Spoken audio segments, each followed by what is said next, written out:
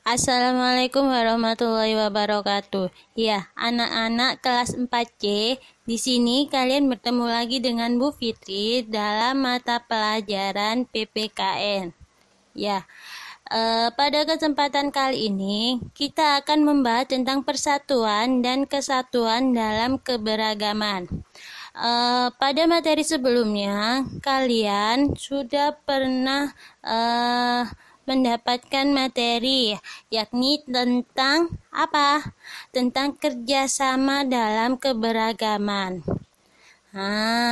Sekarang yuk ingat kembali tentang keberagaman dan kerjasama dalam keberagaman.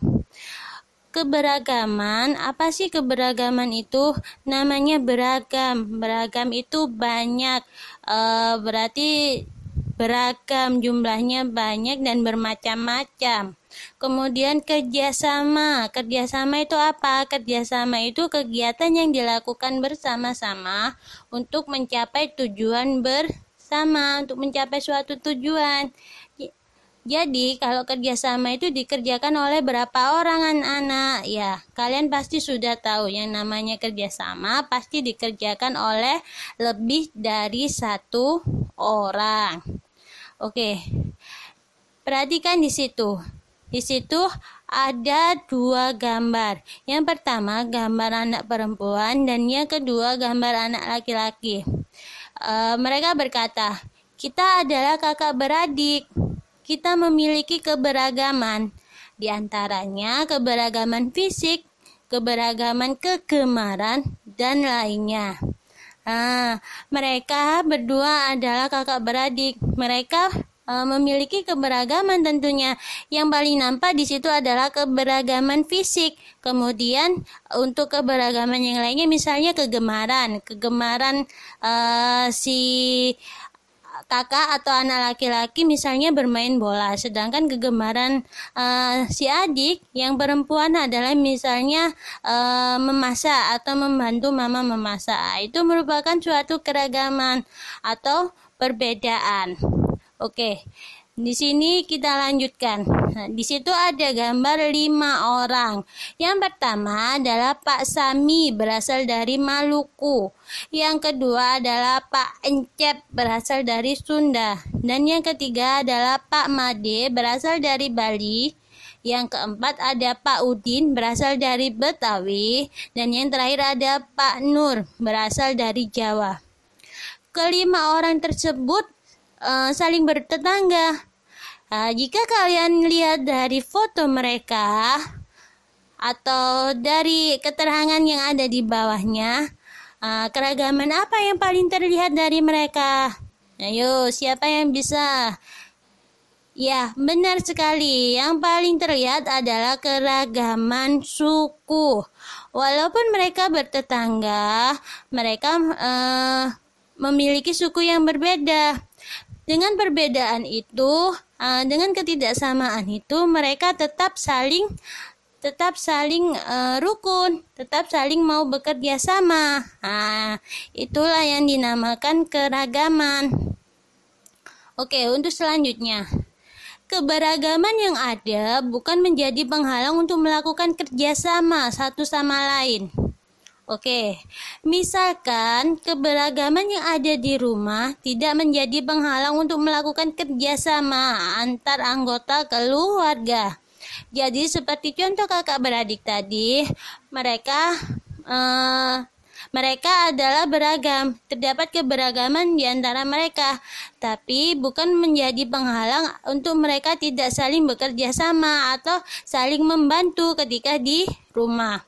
Oke, di situ ada contoh. Perhatikan. Contoh di situ ada beberapa anak sedang melakukan kegiatan bersih-bersih. Bersih-bersih di mana di situ? Ya, kegiatan bersih-bersihnya di masjid karena di situ ada seorang Pak Ustadz. Ya. Keberagaman di lingkungan masyarakat tidak menjadi penghalang untuk melakukan kerjasama dalam membersihkan masjid. Jadi, misalkan mereka berasal dari mereka bertetangga, kemudian mereka berasal dari rumah yang berbeda-beda. Kan tidak satu keluarga.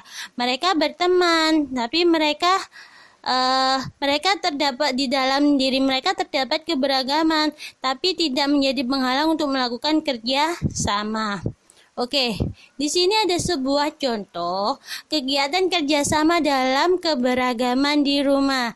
Ya, siapa yang tahu foto siapa di situ? Ya, di situ ada 2 foto. Yang pertama, keragaman antara kakak dan adik tidak menjadi penghalang untuk bekerja sama membersihkan tempat tidur. Good job, bagus sekali. Kakak beradik saling bekerja sama untuk membersihkan tempat tidur, membantu pekerjaan mama. Ketika bangun tidur, mereka membersihkan tempat tidur. Yang kedua adalah gambar keragaman antara kakak dan adik tidak menjadi halangan untuk bekerja sama membersihkan halaman.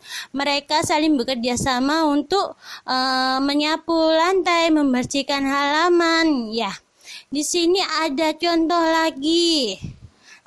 Foto siapakah ini? Di sini ada kerjasama antara kakak beradik lagi. Mereka bekerja sama apa? Bekerja sama mempersiapkan kebutuhan sekolah. Misalkan itu apa? Mereka mempersiapkan kebutuhan sekolah dengan menyampul buku. Tidak perlu mama yang melakukan, jadi mereka bisa melakukan sendiri. Bagus. Ya, di situ yang sebelah kanan juga ada kerjasama. Selain ketiga contoh tadi, kerjasama antara kakak beradik, yang sebelah kanan yang terakhir ini adalah bekerja sama dengan orang tua. Jadi si anak bekerja sama dengan kedua orang tuanya untuk membereskan rumah atau membersihkan rumah. Bagus. Di sini kita coba ingat kembali anak-anak. Ingatkah kalian tentang kata pepatah, bersatu kita teguh, bercerai kita runtuh? Oke. Apa makna dari kata pepatah tersebut? Bersatu kita teguh, bercerai kita runtuh. Sesuai dengan identitas bangsa Indonesia yang memiliki keragaman, maka persatuan dan kesatuan harus tetap dijaga agar Indonesia menjadi bangsa yang kuat. Jadi, jika bersatu kita akan teguh, kita akan kuat, kita akan kokoh. Dan jika kita bercerai atau terpisah, kita bisa runtuh. Ya, suatu bangsa yang hebat adalah bangsa yang apa? Bangsa yang dapat mempertahankan persatuan dan kesatuannya. Oke. Kemudian, di sini dapat dibaca lagi.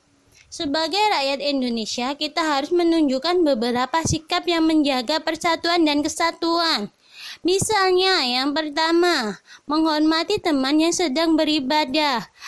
Meskipun teman yang sama, yang beragama sama atau beragama lain dari kita, ketika mereka sedang beribadah, kita wajib untuk menghormati. Yang kedua, tidak membedakan teman yang berbeda suku. Yang ketiga, menghormati teman yang sedang menyampaikan pendapat. Jika ada teman yang sedang berbicara atau sedang berpendapat, sebaiknya kita menghormati, kita diam dulu, mendengarkan dulu. Oke, yang keempat, meminta maaf jika melakukan kesalahan. Itu juga wajib atau perlu. Jika kita melakukan kesalahan, kita harus minta maaf. Yang kelima, menghormati keragaman budaya lain. Kita di Indonesia itu banyak sekali keragaman budaya. Jadi jika ada teman yang berbeda suku kemudian memiliki kebudayaan yang lain, kita wajib untuk menghormati. Oke, melakukan kegiatan bersama banyak orang dapat mempererat persatuan. Itu tadi dengan dengan bekerja sama, kita melakukan kegiatan dengan banyak orang, itu dapat mempererat persatuan. Namun, sebelum membuat kegiatan, sebaiknya membuat rancangan kegiatan yang berguna agar kegiatan tersebut memiliki tujuan yang jelas dan dapat dipertanggungjawabkan. Jadi sebelum kita melakukan kegiatan, alangkah lebih baiknya kita mempersiapkan rancangannya dulu agar kegiatan tersebut memiliki tujuan yang jelas dan dapat dipertanggungjawabkan. Misalkan kegiatan yang besar, ada kegiatan pentas seni, kegiatan menyambut HUT RI biasanya itu. Nah, di situ kita harus merancang kegiatannya dulu, merancang tujuannya, bagaimana tujuan yang kita harapkan. Ya, contohnya kegiatan yang mencerminkan sikap persatuan dan kesatuan. Misalkan kegiatan peringatan HUT RI di sekolah atau bisa di lingkungan rumah, di masyarakat. Ya, tujuan kegiatannya adalah ikut meramaikan HUT RI, belajar sambil bermain.